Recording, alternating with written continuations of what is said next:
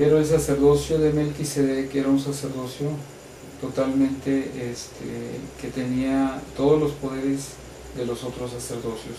El santo sacerdocio, según el orden del Hijo de Dios, es algo que no solamente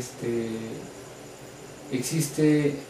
y se dio a la humanidad en su estado caído, sino que desde antes de la caída de Adán, este sacerdocio ya existía y se preparó precisamente para que a través de este poder se pudiera transmitir a la gente y poner al alcance de las personas las bendiciones que pertenecían a la salvación y a la redención que a la humanidad le pertenece como un derecho que Dios le ofrece a través del sacrificio expiatorio de Cristo, de su Mesías. Y este sacerdocio de Melquisedec tiene el poder para redimir, para gobernar, y es un sacerdocio que los ángeles y los poderes del cielo completamente respetan ese sacerdocio porque está ligado precisamente a todos los derechos y poderes del cielo. Este sacerdocio de Melquisedec, vamos a analizar algo que viene aquí en el libro de Alma, y dice lo siguiente: además, hermanos míos, quisiera dirigir vuestros pensamientos hacia la época en que el Señor Dios dio estos mandamientos a sus hijos, y quisiera que os acordaseis de que el Señor Dios ordenó sacerdotes según su santo orden, que era según el orden de su Hijo, para enseñar estas cosas al pueblo. Y estos sacerdotes fueron ordenados según el orden de su Hijo, de una manera que haría saber al pueblo el modo de esperar anhelosamente a su Hijo para recibir la redención. Y esta es la manera conforme a la cual fueron ordenados, habiendo sido llamados y preparados desde antes de la fundación del mundo, de acuerdo con la presciencia de Dios, por causa de su fe excepcional y buenas obras, y habiéndoseles concedido primeramente escoger el bien o el mal, por lo que habiendo escogido el bien y ejercido una fe sumamente grande, son llamados con un santo llamamiento, sí, con ese santo llamamiento que con una redención preparatoria y de conformidad con ella se dispuso para tales seres. Esto quiere decir que el santo orden de Dios tiene que ver tiene que tener su inicio desde el momento en que el Eterno empieza a crear todo lo que es el universo, desde mucho antes. Es la facultad y el poder que el Eterno tiene para poder realizar este tipo de creaciones, ordenarlo todo fue ordenado perfectamente de acuerdo con este santo orden del Hijo de Dios, de tal manera que aquel que posee este santo orden como un poder conferido sobre él, tiene el poder de mandar y que el universo le responda inmediatamente. Mientras mayor luz tiene una persona para dar ese orden, mientras mayor poder tiene una persona, mayor luz tiene en sí la persona, el universo responde con mayor velocidad. Vemos el caso de Moisés, que abrió el mar Rojo con una sola orden que se le dio. Eso claro no lo hizo hasta que tuvo la preparación para hacerlo, hasta que ejerció este poder, y en ese momento él abre el mar. Y así vemos muchas otras cosas, y hay muchos libros que han tratado de darle otra explicación a esta apertura del mar que hace Moisés, pero realmente si nos basamos en todas las escrituras sagradas que han aparecido y que ya teníamos desde antes también, encontramos que todas afirman claramente que en ese día Moisés abrió el mar mediante este poder del sacerdocio de Melquisedec que él poseía. Este sacerdocio no es algo que la gente quiera inventar o que solamente por estudiar mucho ya lo reciban, sino que es como dice Hebreos 5:4, y nadie tome para sí esta honra, sino el que es llamado por Dios, como lo fue Aarón. Allá se menciona acerca de Aarón, porque Aarón recibió el sacerdocio de manos de Moisés, su hermano, el sacerdocio arónico. Y si el sacerdocio arónico se requería que uno no tomase para sí esa honra solamente por ser uno más del pueblo y por querer hacer una obra buena, ¿verdad?, sino que tenía que ser llamado y ordenado bajo las manos de las personas indicadas que poseían este sacerdocio. Y continuando con esto, vemos que este sacerdocio fue preparado desde antes de la fundación del mundo, y así por motivo de su fe han sido llamados a este santo llamamiento, mientras que otros rechazaban el Espíritu de Dios a causa de la dureza de sus corazones y la ceguedad de sus mentes,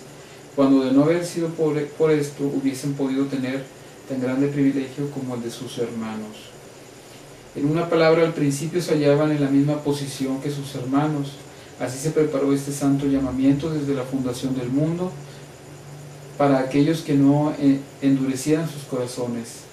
haciéndose en la expiación y por medio de la expiación del Hijo unigénito que fue preparado.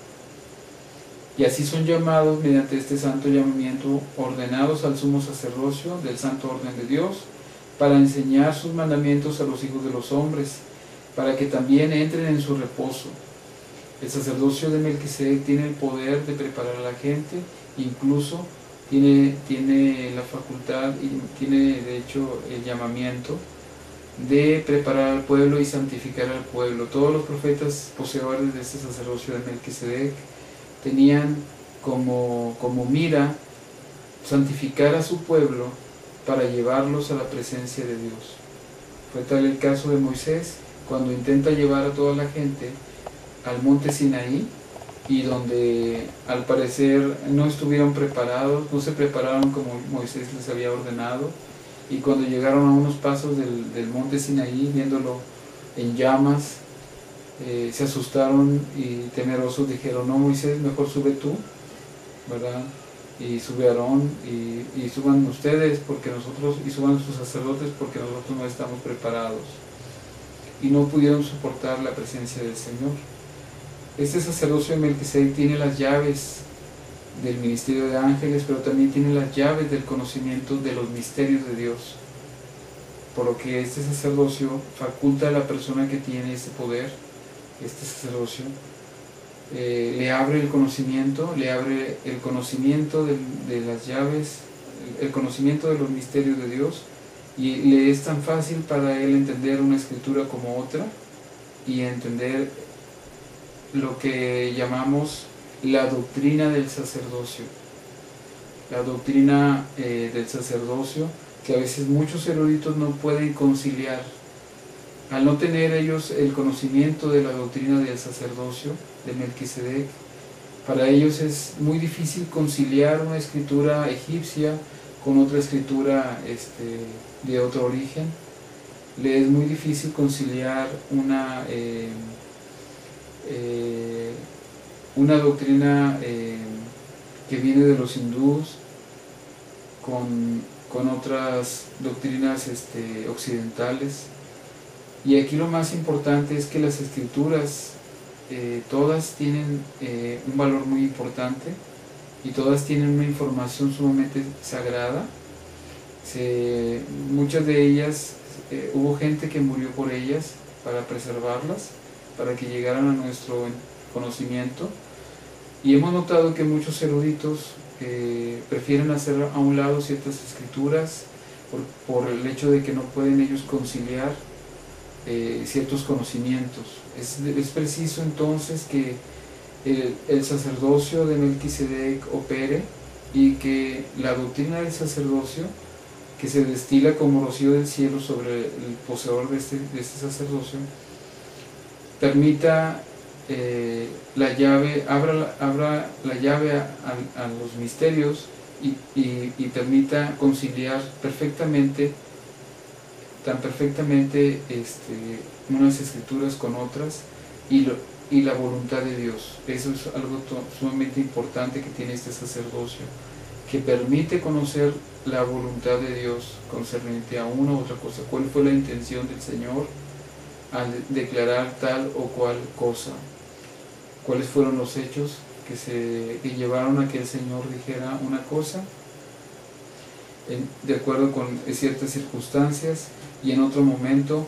él tuvo que decir otra cosa,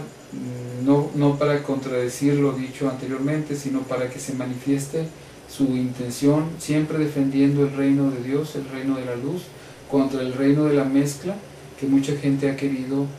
esparcir, y que se ha esparcido por toda la tierra. Una gran mezcla de doctrinas, una gran mezcla, y digo mezcla porque están mezclando muchas veces conceptos puros y virtuosos, llenos de luz, y tratan de mostrar a la gente una doctrina que está mezclada entre un poquito de verdad con un poquito de mentira, un poquito de un conocimiento certero con un conocimiento que quién sabe si sería así, pero supuestamente, posiblemente haya sido de esta manera. Entonces es importante que nosotros podamos entender que el sacerdocio de Melquisedec y el orden del sacerdocio de Melquisedec, que según el orden del Hijo de Dios, no entra en ese tipo de mezcla, sino que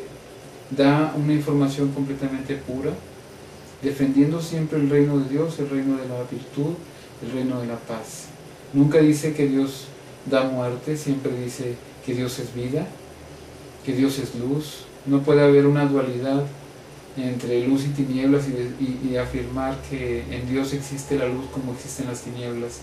Eso no es verdad. La verdad es que Dios es luz, y el hecho de que en su reino existan